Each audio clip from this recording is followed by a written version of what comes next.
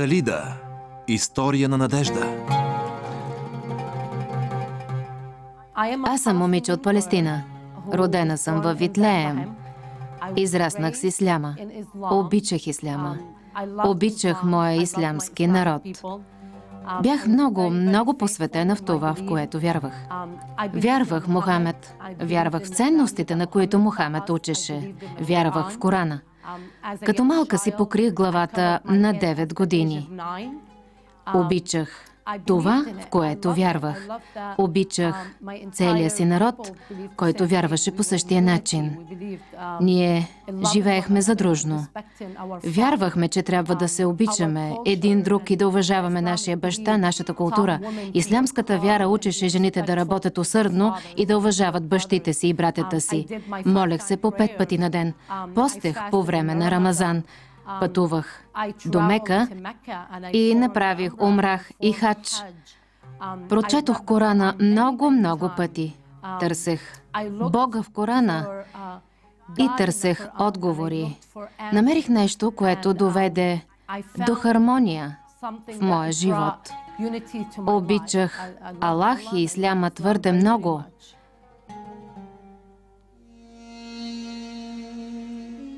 Бях омъжена от 9 години и обичах дома си и децата си, но в сърцето ми имаше някаква празнота.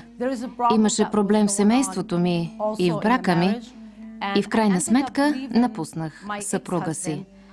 Оказах се бездомна и на улицата поради решението, което взех. Спомням си как ходех по улиците в града, където бях, и видях една жена, която имаше магазин. Почувствах се толкова привлечена.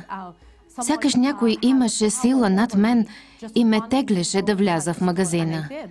И влязох. В момента, в който влязох в магазина, видях, че жената беше много любяща и жизнерадостна. Дойде при мен и ме прегърна. Бях много озадачена, дори притеснена. Помислих си, какво ли иска тази жена от мен? Никога не съм ме срещала. Не знаех името и не се познавахме изобщо. Не знаех какво иска тази жена от мен.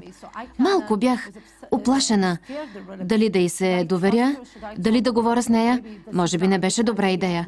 Може би беше добре да си тръгвам. Но отново почувствах този силен подтик да остана. Погледнах я в лицето и казах: аз съм тук и търся работа. А тя каза: знам. И искам да ти дам работа. Какво можеш да правиш? Какво можеш да работиш? Нямах никакви умения. Единственото, което умеех, беше да готвя. Казах и: мога да готвя за вас. Мога да чистя. А тя каза: о, това е чудесно. На мен ми трябва някой да ми готви и да чисти. И тя веднага ме назначи. Плащаше ми добра заплата за работата, която вършех в магазина. Сприятелихме се и тези взаимоотношения се задълбочаваха. Но имаше нещо в тази жена, което ме озадачаваше. Не можех да разбера защо ме обича. Тя разбра, че съм бездомна и в същия миг ме премести в дома си. Имаше 3 сина.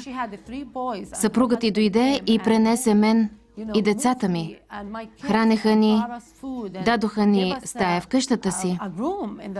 А тя не искаше наем. Не искаше да правя нищо. Аз работех за нея в магазина. Помогна ми с децата да си намеря квартира. След известно време се записах в училище и приятелството ни продължаваше да се задълбочава. Започнах да й задавам въпроси. И тя ми отговаряше. Започна да ми говори за своята вяра. И доста неочаквано тя ми каза, че е християнка. Аз си казах: о, грешиш, Мохамед е истината, Коранът е истината. Мохамед е последният пророк. Тя ми каза, че Бог има син. А аз си казах: о, не, моля те, не казвай, че Бог има син. Какво ти става? Как може Бог да има син? Това е невероятно. Вие грешите. Нашият Коран казва, че ще отидете в ада заради това, в което вярвате. Вярата ви е фалшива. Ние сме истинската религия. Всеки трябва да приеме исляма и всеки трябва да вярва в Мохамед, защото той е последният пророк. Освен това, Бог няма син. Това просто е безсмислено. Нашият Коран ни учи, че Бог не е слаб Бог, за да се нуждае от син. Няма нужда някой да му помага. Може сам да си помогне. Той е стабилен. Той е Аллах. Мохамед е последният пророк. Това е всичко. Жената ми каза, нямам нищо против да вярваш в това, но аз искам да споделя моята вяра с теб. Мога ли да я споделя с теб? Мога ли да ти споделя в какво аз вярвам? Аз започнах малко да й се доверям и казах, да, можеш да ми кажеш повече за Исус, и тя започна да ми говори за Исус. Аз се колебаех, задавах въпроси, но отричах всичко, казвах и, че е безсмислено. А тя винаги ме оставяше с едно изречение. Винаги ми казваше, няма нищо лошо да не вярваш в това, в което аз вярвам, но това няма да промени Исус. Но ако вярваш, това ще ти помогне. Животът ти ще стане по-добър. Отивах си вкъщи и си изпълнявах 5 молитви дневно. Четях Корана и търсех Аллах с цялото си сърце. Исках да бъда удовлетворена като нея, но не бях. Чудех се, какво има тя, което аз нямам. Казах си, каквото и да има тя, и аз го искам. Искам малко от това, което тази жена има, да дойде и в моя живот, защото тя изглеждаше сякаш всичко й е наред. Не защото имаше пари или мебели, тя имаше своята вяра, която я превръщаше в много уникален човек, много грижовна към всеки, който идваше при нея. Всеки, който влизаше в магазина, беше поздравяван с усмивка, с прегръдка, с целувка. Тя беше любяща и мила жена. И аз исках това. Не исках да изпитвам повече огорчение. Мислех за това, което чувствах. Изпитвах гняв към моето семейство. Не можех да простя. Нямах истинска любов. Съжалявах се, защото когато се връщах вкъщи, винаги плачех. И се чувствах самотна. Чувствах се неудовлетворена. Но тази жена беше противоположното на мен. Тя също се прибираше, също имаше проблеми, финансови проблеми, но не се притесняваше. Посрещаше предизвикателствата всеки ден с усмивка и с вярата си. Така, след 2 години, прекарани с тази жена, аз исках това, което тя имаше. Задавах въпроси и търсех начини да разбера повече за нейната вяра. Бях гладна за общение с Бога. Аз постех, правех моите ислямски молитви.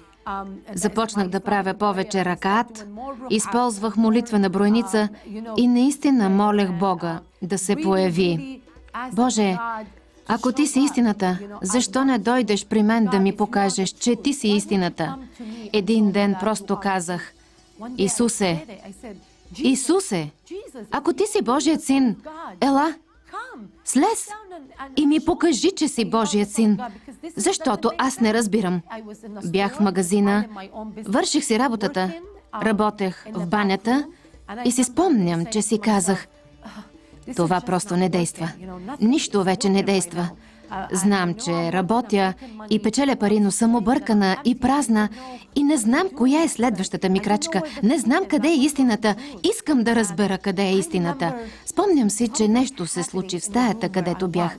Изведнъж видях някаква личност, различна от всичко, което съм виждала, че стоеше пред мен. Беше различна от всички други, които бях виждала. Аз погледнах към него и казах, кой си ти? И този глас от много води, този глас силен, но успокояващ едновременно, не мога да го опиша. Дори да се опитвам, ми каза, аз съм Исус. Аз съм Божият син. Спомням си, че бях толкова погълната от всичко това, че паднах. Не паднах така, че да се ударя. Просто паднах на колене. Гледах към него, а той беше толкова прекрасен, толкова славен. Той е светлина. Като светлина в светлината и в тази светлина, и в тази сила казах, Господи, ти си Господ. А той ми каза, да, Калида, аз съм Исус. Аз съм този, когото ти отричаше толкова години. Аз съм този, за когото казваше, че не е синът на Бога. Аз съм синът. Дойдох да те спася. Дойдох да те взема в моите обятия и да те направя добър човек. Щастлив човек. и ти си спасена чрез моята благодат. Не трябва да правиш нищо, не трябва да вършиш нищо. Просто трябва да знаеш, че те обичам. Казах, това ли е всичко, което искаш да направя? А той каза, да, просто вярвай в мен. И за един миг изглеждаше, сякаш бях ходила на училище с години. Бях изучила всичко и бях изкарала всички изпити за един ден. Разбирах Исус. Всички тези съмнения, с които израснах в исляма, си бяха отишли. Цялото ми объркване си беше отишло, сърцето ми беше напълно изцелено. Чувствах как болката ме напускаше.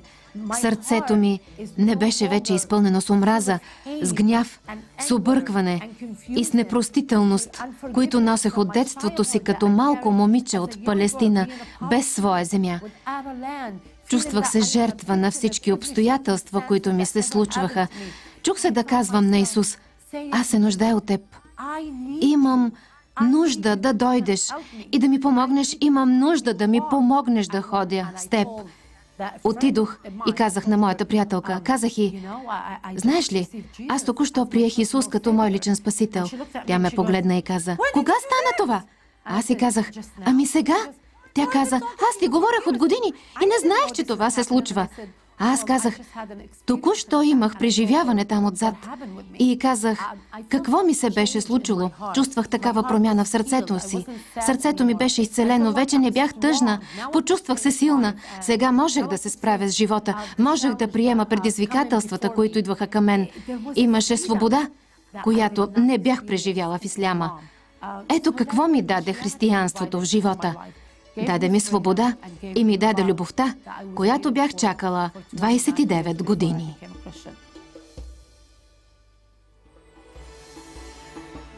Затова ви казвам, ако сте мюсюлмани, в Библията пише, че Исус е пътят и истината и животът. И никой не може да влезе във връзка с Бог и да получи удовлетворение в живота си, освен чрез Исус. Защо Исус ли? Защото сме грешни. Аз имах грехове, всеки има грехове и ни е нужен Спасител. Трябва ни някой да дойде и да каже, аз взимам твоя грях. Вече не е необходимо да носиш това бреме. Когато прочетох Библията, там беше написано, че Бог взима нашите грехове и ги захвърля много дълбоко в морето. Знам, че истината е в Библията, защото съм го изпитала в собствения си живот. И днес аз съм будна. Мога да прощавам. Мога да не мразя евреите. Мога да простя това, че съм палестинка без земя. Няма проблеми. Истината е, че не ми трябва земя. Какво означава това и от каква полза може да ми бъде? Не може да направи нищо за мен. И моето желание вече не е за парче земя. Желанието ми е да имам мир в живота си, здраве и любов към всички хора. Затова ви казвам, ако сте мюсюлмани и страдате от това, единственото, което трябва да направите е да отворите сърцата си. Не да криете страданието в себе си, както правех аз. Толкова е лесно. В Библията пише, потърси ме и ще ме намериш. Исус казва, ела и ме потърси. Ако ме потърсиш, ще ме откриеш. Който търси, намира. Така пише в Библията. Съществува едно цяло царство, което има сила и власт, и за мен има голяма логика. Какво значи има друго царство? Да, има друго царство. Исус е царят.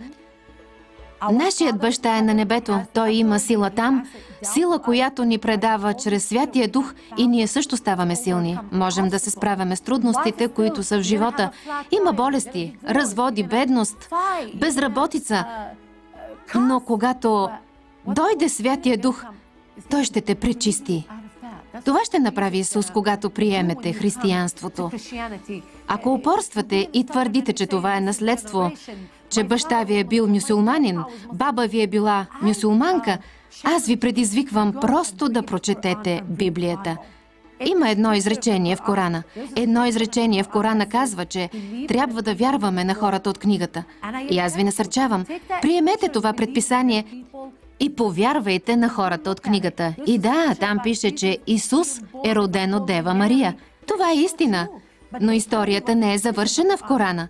Корана казва само малка част за Исус. Не разказва за това как е умрял на кръста, как е взел болестите, греховете и страданията. Той е бил разпънат на кръста заради мен, заради вас. И се е възнесъл на небето и се е върнал, за да ни даде живот и то щастлив живот. Сега съм свободна, освободена, благодарение на моя Бог и Спасител Исус Христос.